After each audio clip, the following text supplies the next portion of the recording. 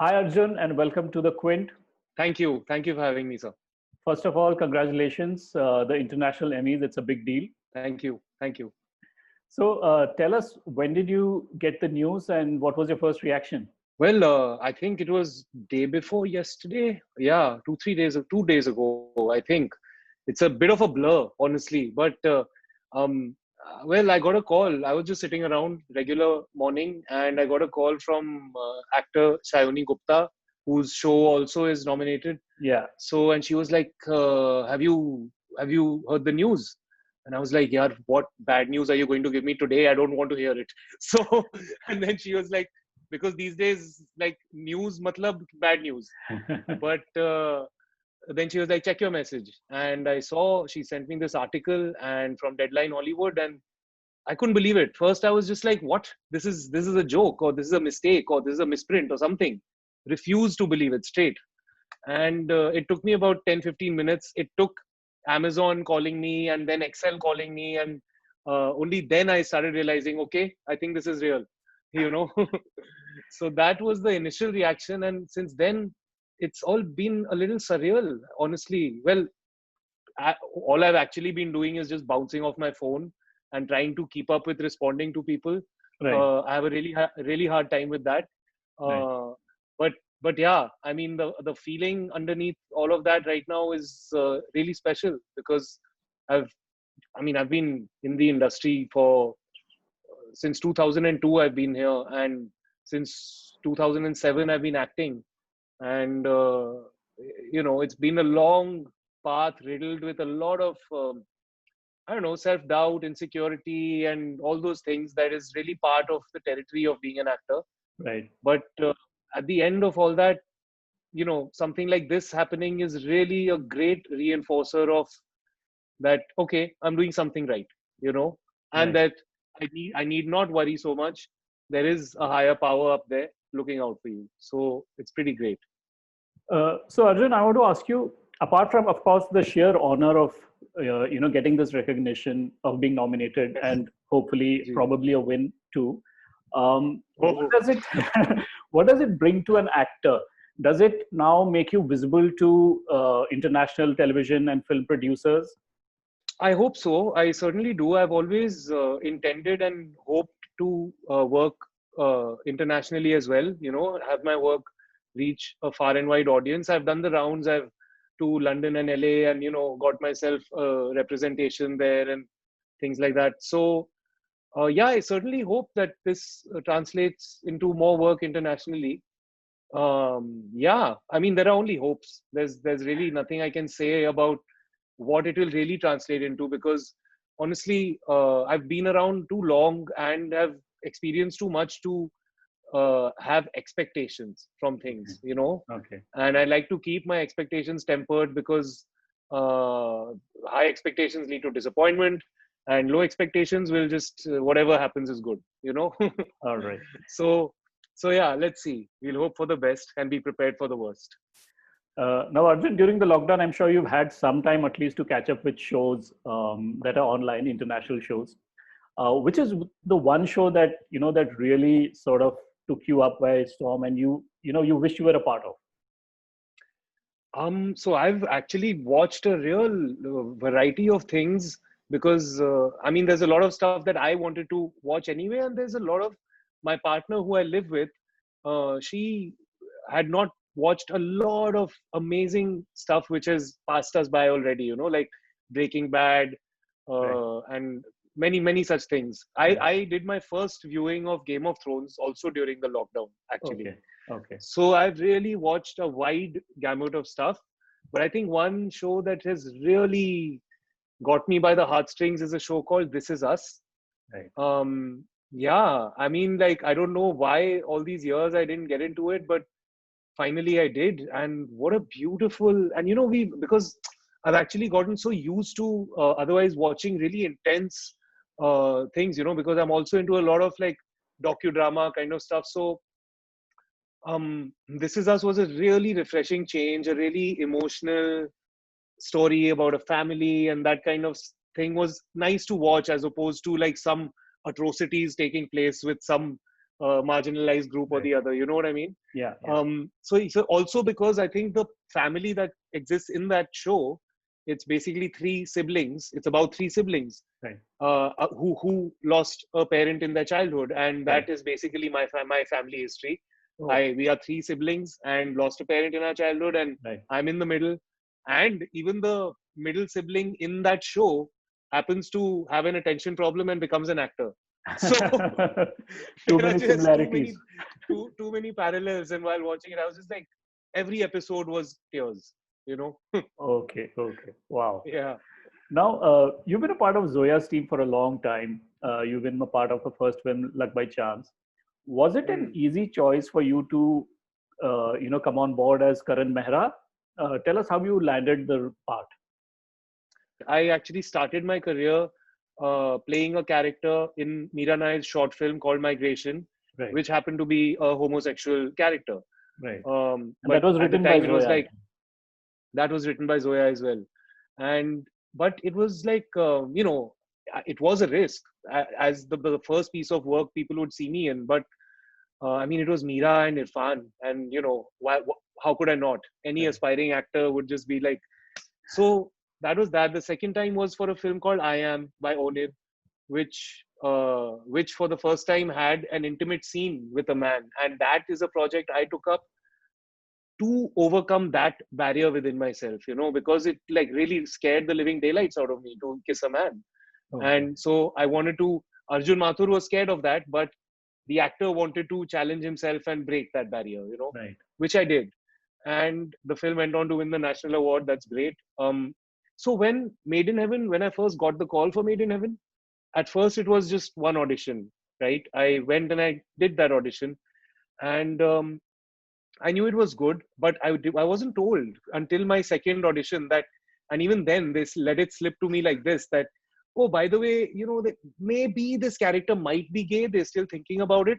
Okay. I found that I found that to be absurd, that they can't still be thinking about it. The show is written, Right. but but they were right in their trepidation, because as soon as I heard that, all my enthusiasm did die down a little bit, Oh, okay. because and when I had my first meeting with Zoya, I expressed to her that, I've done this twice before. I don't know, like, really, I've already overcome that challenge.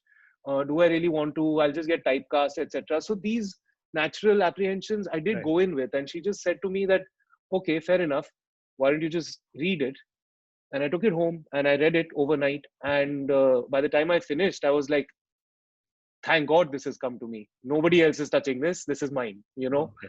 So any apprehension I had was gone by the time I finished reading it, because of what the show was, because of the voice that it had and the female gaze that it had, and there was just everything about it was something I wanted to be a part of. All right. So yeah, that was that. Looking back, what was the toughest part of playing Karan Mehra? The challenge really was um, holding the emotional graph of the character for such an extended period of time, like the Right. 6 months that we were shooting the show. The challenge was being stuck in one hotel for 6 months, things like that. Of course, me being a straight heterosexual man, every time I had to get intimate with a man, it was a little anxiety inducing for me. But even that, of course, I'd overcome just before jumping into the shot.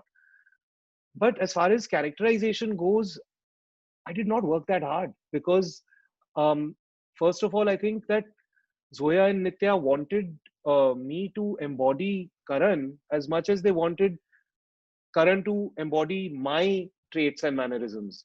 I think that they were really, and this is a specialty that Zoya has. She really hunts down her actors for a particular quality that she needs from them, and Okay. by that she can even make non-actors act great for a scene or two. Um. So yeah, I mean, and for this, they were like, they didn't want me to do anything different. Nowhere in my mannerisms or behavior did they want it to come across. Did they want my sexual preference to come across? Okay. The character had to be alpha male, as masculine as it gets. It's just that he prefers sleeping with men. Right. So so that even the first time that it's revealed in the show, it is a surprise at the end of episode 1 when he goes home with a man. Until then, you don't know really, Right. So yeah, they just wanted me to play it as straight as I could, as me. So all they really did was create a really cushioned bubble, protective bubble around me, in which I could, as me, drop all my guard to be as vulnerable as they needed me to be, to submit to the material completely. You know. Right. So yeah, that was it. Really, it was a breeze, I'm afraid. Now, Yeah. Arjun, in the last year or so, we've seen a lot of, I mean, at least two or three spectacular shows from India Hmm. online. Um, Yeah. but and it has given exposure to some fabulous new talent. But do you Hmm. think there is still some reluctance in the film industry, especially by the bigger players, actors, Hmm. to sort of Hmm. accept web shows as easily as they accept films? And is it changing? Yeah, I think so. I think so. Of course, that reluctance is there because of the attachment that is there to the box office. And I mean, if you look at Bollywood and, A-list commercial Bollywood, so to speak, is absolutely dependent, and their star power is absolutely dependent on box office numbers. So I think absolutely there will be reluctance to accept this as something that matches up to that uh, for them. But I mean, this debate has been on for a few years, the OTT cinema debate and stuff. But I think here we are right now. We've been pushed into this situation where, unfortunately, cinemas are shut. The Hmm. biggest of films are having to release on streaming platforms, Right. alongside the smallest of shows.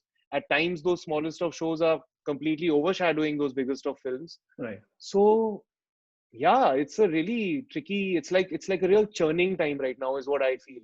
I'm not. Of course, I can't say much for where we'll end up Yeah. at the end of this, but I know that the churn is good.